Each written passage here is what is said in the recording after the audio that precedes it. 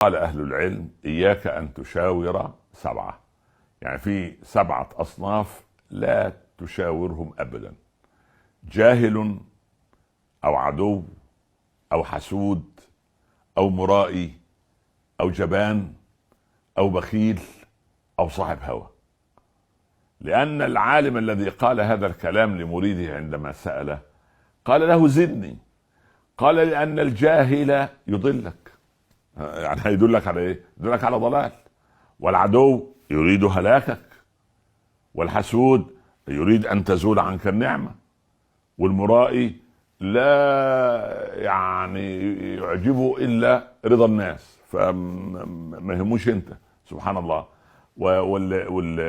والجبان في نيته الهرب، دايما الجبان عايز يهرب. سبحان الله.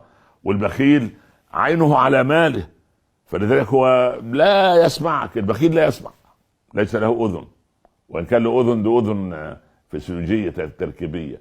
ولا صاحب هوى، لانه هو اسير هواه، فما دام اسير هواه هو ليس عنده فراغ لك. فاياك ان تشاور هؤلاء: لا الجاهل، ولا العدو، ولا الحسود، ولا المرائي، ولا صاحب الهوى، ولا الجبان، ولا البخيل. هؤلاء اياك ان تشاورهم. احسن من تستشيره.